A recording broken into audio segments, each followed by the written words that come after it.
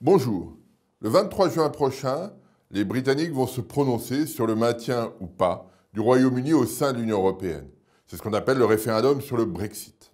Cette décision est avant tout politique puisqu'il va maintenir ou pas le Royaume-Uni au sein de l'Union européenne. C'est un choix politique avant d'être un choix purement économique.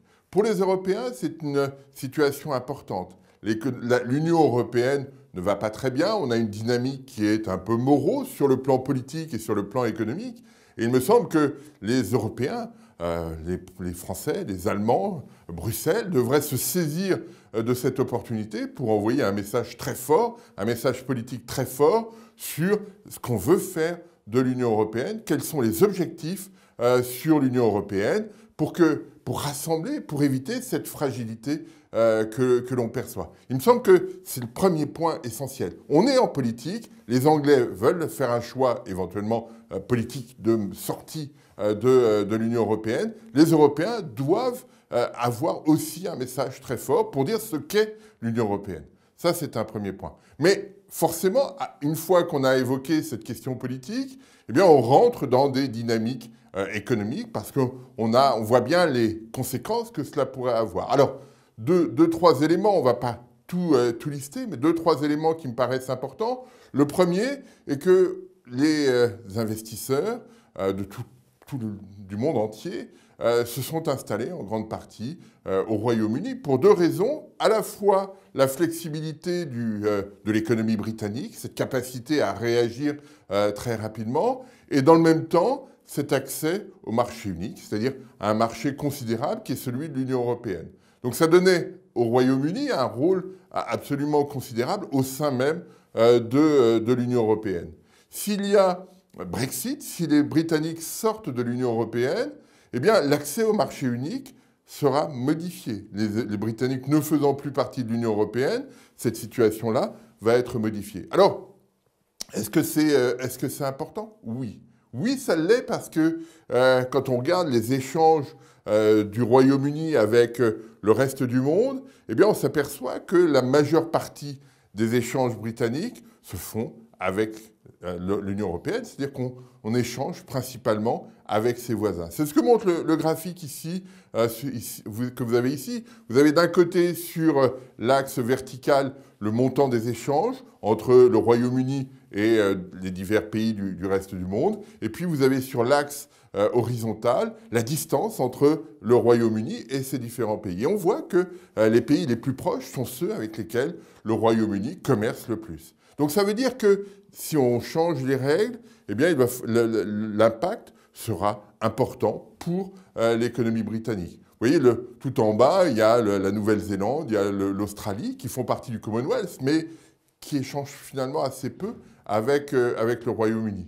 Et donc c'est pour cela que c'est important. Alors il va falloir définir un nouveau cadre. Les Anglais auront 2 ans de négociation pour modifier les règles. Et là, ça va être intéressant parce qu'on peut étudier toutes les possibilités d'avoir accès au marché unique, mais dans certaines conditions. Enfin, il y a toute une série de possibilités. Mais on voit bien qu'il y a toujours quelque chose qui cloche. Soit les banques ne sont pas incluses, soit les services, et notamment les services financiers, ne sont pas inclus dans cette négociation. Si on prend les modèles suisses ou les modèles turcs, ou si on prend le modèle norvégien, on voit bien qu'il y a aussi des problématiques qui sont posées. Donc il va falloir inventer un nouveau modèle. Ça veut dire qu'il y a dans cet environnement de l'incertitude et du temps. Et ce temps va être défavorable aux Britanniques parce que durant cette période-là, les investisseurs internationaux qui allaient s'installer à Londres ou dans les grandes villes anglaises n'iront plus parce qu'on ne sait pas très bien quel sera le statut. Et puis, ça a un impact aussi sur les échanges. On ne sait pas très bien ce qui va se passer. Donc là, il y a un élément tout à fait essentiel pour bien comprendre l'impact que pourrait avoir ce Brexit sur le Royaume-Uni. D'un seul coup, les choses changent, l'incertitude augmente, les coûts associés aux exportations ou aux importations augmentent, et donc l'économie britannique peut être pénalisée. Il y a un autre facteur, un autre élément qui va être important, c'est le statut de la finance. La City a un poids tout à fait considérable au sein de l'économie britannique et sur le marché de l'euro.